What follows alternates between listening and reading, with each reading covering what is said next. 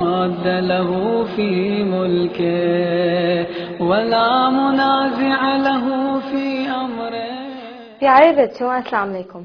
جیسا کہ آپ سب جانتے ہیں کہ اسلامی سال کا آغاز محرم سے ہوتا ہے۔ اسلامی دنیا میں محرم کا نام آتے ہی غم و افسوس اور عزاداری کا تصور ذہن میں آتا ہے۔ اسلام سے قبل محرم کو اشہر محرمہ میں شامل کیا جاتا تھا۔ اشہر محرمہ میں وہ مہینے شامل ہیں جن میں جنگ و جدال سے منع کیا گیا، اور اسلام نے بھی محرم کی اس حیثیت کو برقرار رکھا۔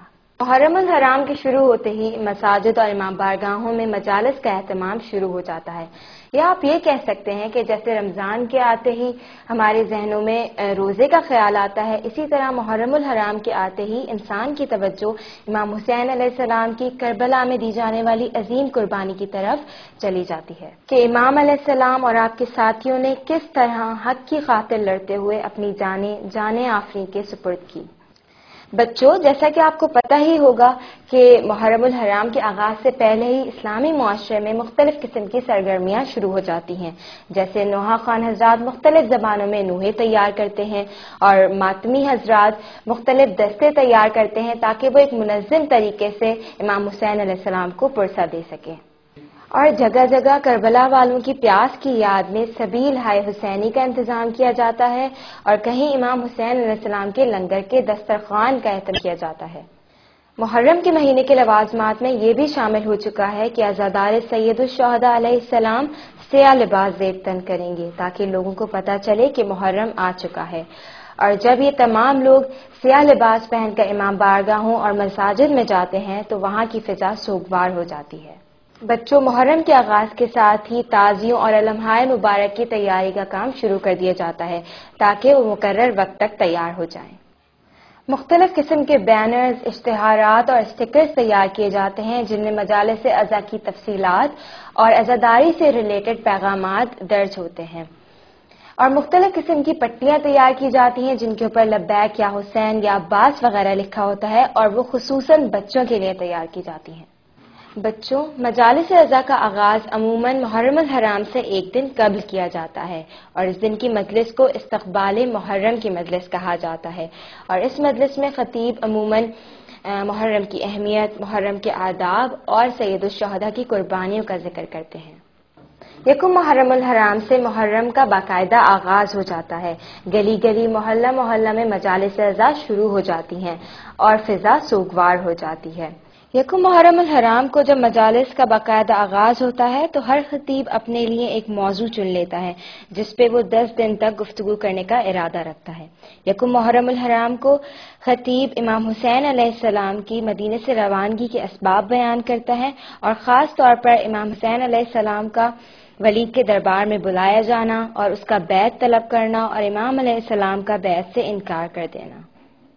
پیارے بچوں، شاید آپ نہیں جانتے کہ محرم کے بھی کچھ اعمال ہیں جن کا بہت زیادہ ثواب ہے۔ پہلے دن کے اعمال میں 3 طرح کی نمازیں شامل ہیں، جس میں پہلی نماز 2 رکعت نماز ہے جس میں آپ کو ہر رکعت میں الحمد کے بعد 3 دفعہ سورہ توحید پڑھنی ہے۔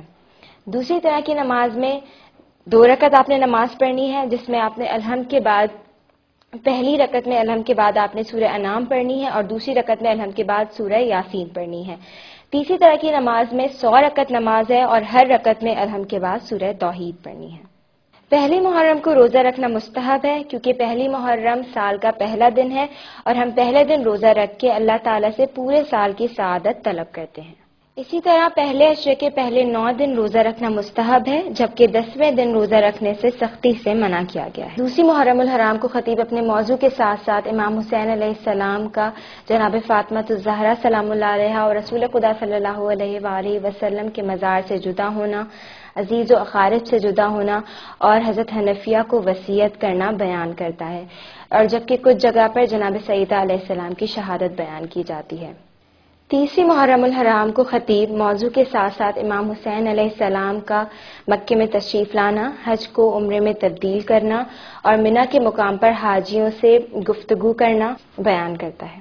چوتھی محرم الحرام کو خطیب موضوع کے ساتھ ساتھ امام حسین علیہ السلام کے قافلے کا حضرت حر علیہ السلام کے لشکر کو پانی پلانا، حر کا امام علیہ السلام کے پیچھے نماز پڑھنا اور امام علیہ السلام کا راستہ روکنا بیان کرتا ہے۔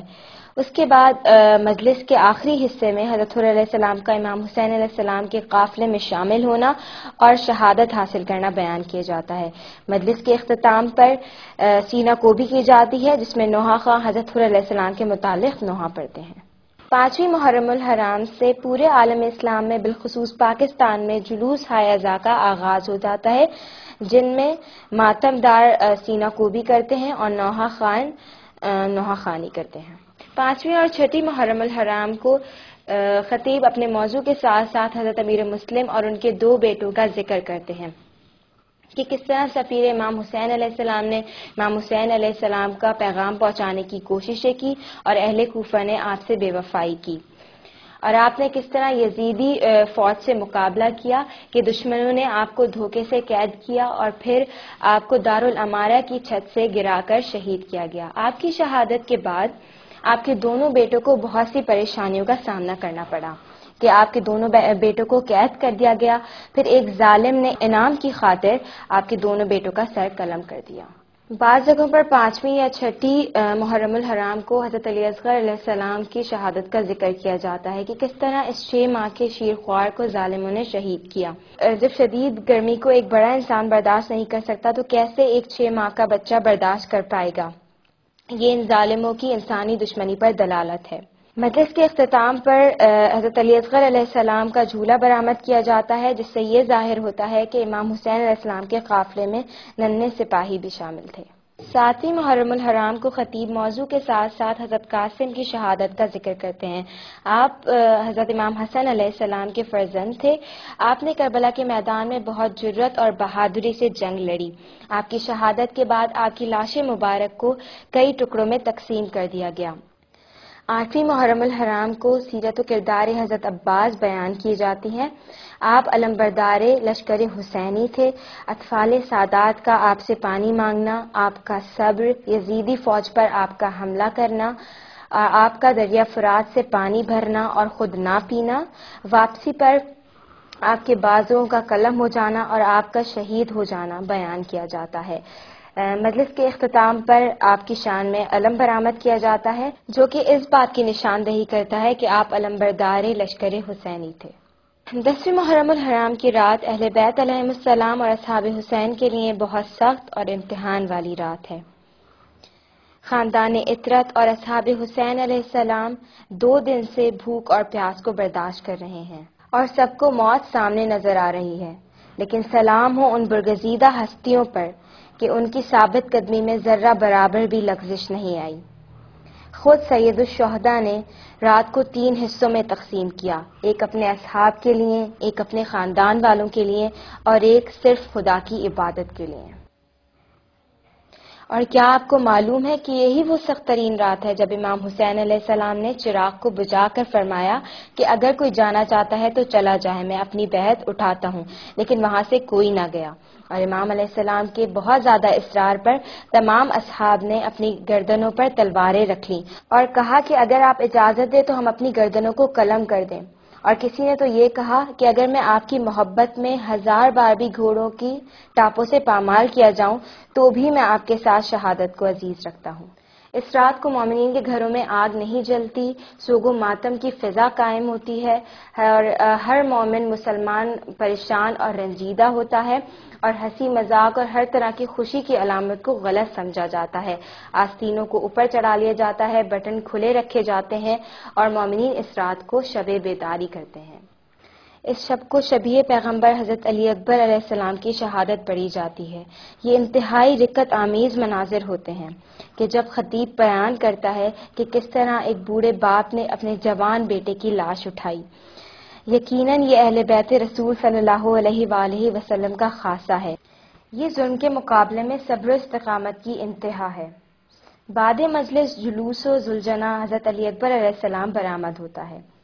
تمام مومنین پوری رات جا کر 10ویں محرم کے مختلف امور کی تیاری کرتے ہیں، جن میں ذوالجناح اور تعزیہ کی تیاری اور عزاداروں کے بیٹھنے کے انتظامات بھی شامل ہیں۔ 10ویں محرم کی صبح اذان علی اکبر علیہ السلام دی جاتی ہے اور اس کے ساتھ ہی حضرت علی اکبر علیہ السلام کی شہادت بھی بیان کی جاتی ہے۔ یہ بہت ہی رقت آمیز مناظر ہوتے ہیں کہ ہر طرف سے آہ و بکا کی آوازیں سنائی دیتی ہیں۔ 10ویں محرم کے دن عصر کے وقت تک فاقہ کیا جاتا ہے۔ 10ویں محرم کے دن خطیب اصحاب اور اہل بیت کی قربانیوں کا ذکر کرتے ہیں اور پھر سید الشہداء علیہ السلام کی قربانی کا ذکر کرتے ہوئے بیان کرتے ہیں کہ انہوں نے کس طرح اپنے آوان و انصار کے قتل ہونے کے بعد انتہائی جرت اور ہمت سے یزیدی فوج کا مقابلہ کیا، اور آپ نے جگہ جگہ یزیدی فوج کو بتایا کہ وہ کس ظلم عظیم اور گناہ عظیم کے مرتکب ہو رہے ہیں۔